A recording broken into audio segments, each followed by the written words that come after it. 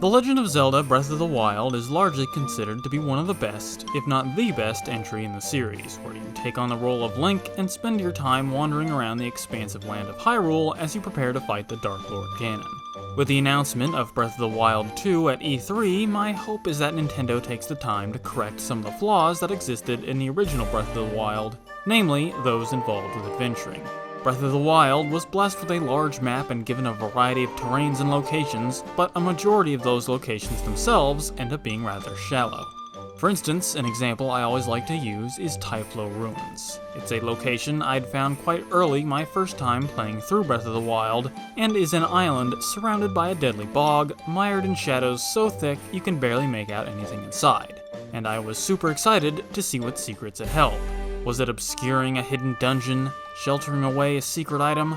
Maybe some disturbed creature was producing the darkness and I had to defeat it. But upon passing over the soul bridge to the island, I was met with this. It's a shrine quest. And this was the point where I realized that almost everything interesting there is to discover is going to be tied in one way or another to shrines. And it's not like I'm saying that these shrines and their various puzzles and riddles are bad, nor that the game doesn't contain little discoveries and hidey holes for the nosy player.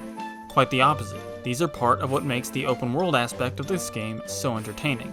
But the fact that the major discoveries are all shrine related put quite a damper on the adventuring aspect, because a huge part of going on an adventure is the sense of wonder at discovering something new.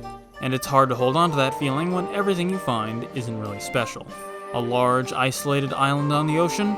Shrine quest. A looming group of statues depicting ancient warriors? Shrine quest.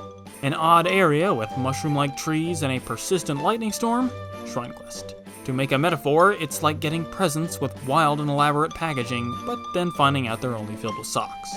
I can only recount 2 times I was actually surprised and intrigued by what I had discovered in my travels, and that was at the summits of both Satori Mountain and Mount Lanayru.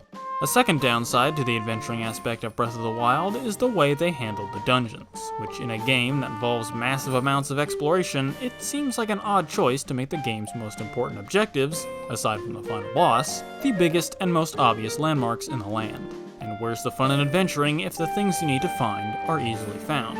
And as an insult to injury, even if you go to any of these dungeons, you can't explore them. Instead, you'll find they're locked behind quest objectives, and these quest objectives all follow the same cookie-cutter formula, with you finding a town, talking to the village leader, getting and completing a related quest, then finally assaulting the dungeon and being able to enter it. Very few of these objectives ever coincide with the game's primary elements of exploration and puzzle solving, which is really quite the shame, seeing as how those are what the game offers best. So, on that note, what exactly am I hoping for in Breath of the Wild 2? How can Nintendo fix these problems in a way that lets The Legend of Zelda still be The Legend of Zelda? Well, let me introduce you to a game called Outer Wilds. This is a small indie game by Mobius Digital where you explore a solar system whilst under the effect of a time loop. And gameplay-wise, bears a striking number of similarities to Breath of the Wild, despite the scope of the game being much smaller. They are both games that encourage adventure and exploration in a rather silent world. They have distinct locations that contain a variety of puzzles, and both have a lot of freedom of movement with minimal story. Now, as for how Outer Wilds can help fix some of Breath of the Wild's flaws, we should first look at how Outer Wilds does its locations. You won't find the shallowness of Breath of the Wild here, and for a couple of reasons. One such reason is that every area is given a specific purpose within the world. Outer Wilds may not have much of a story, but it does contain a lot of information on the past and the alien race that lived there.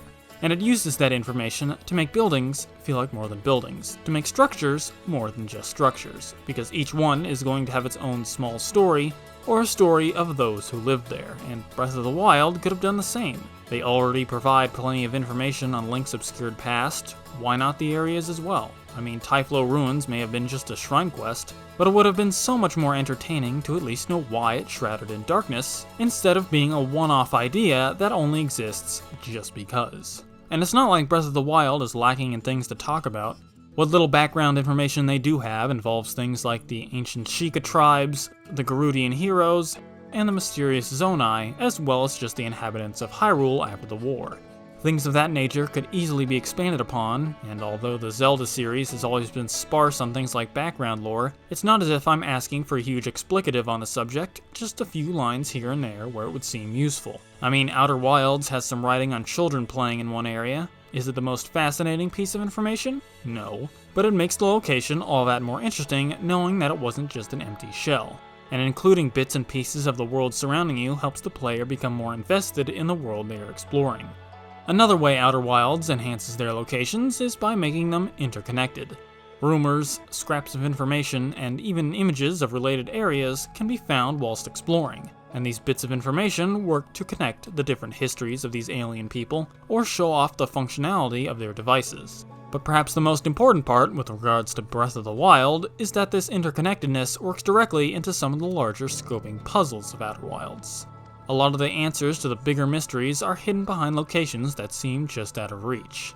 These hints to access these locations are scattered among different areas, often needing to solve smaller puzzles to in turn gain access to the hints. And this ends up creating a scenario with interesting benefits, where the player can follow all the bits of knowledge and solve all the game's puzzles, and then be filled with a sense of accomplishment as they finally work their way into the game's greatest secrets. But also, since these locations aren't truly locked behind those bits of information, you could just as well stumble upon these areas completely by accident, making random exploration very rewarding as you run into some amazing stuff.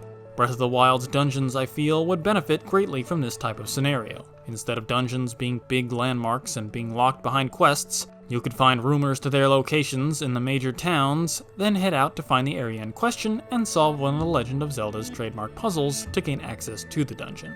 Or even just stumble upon it by accident and solve the puzzle simply by there being things out of place. The best part is this idea isn't isolated in Outer Wilds. It can be found in the original Legend of Zelda, where you might get a hint from some hidden old man, then set out to find the relevant location for said hint, or simply stumble upon dungeons right out of the blue whilst exploring. Heck, you can actually find an example of this in Breath of the Wild, only it's not a dungeon, it's the Lost Woods. You can catch hints of it from various NPCs or simply stumble upon it naturally, then try to solve the puzzle to get through it, lest you get transported back to the start.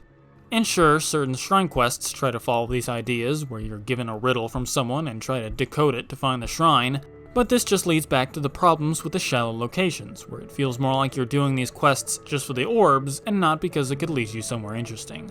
The Lost Woods, on the other hand, takes you inside a gorgeous forest, which not only has shrines, but unique activities and puzzles designed around that location. It's also the resting place for one of the game's strongest weapons, and has a segment where you learn about Hyrule's past. If the normal locations could just capture a fraction of this concept, and the dungeons try and replicate it, then Breath of the Wild 2 can end up having a much healthier experience, one that matches the experience of Outer Wilds, where every discovery matters, and every location is full of intrigue and wonder.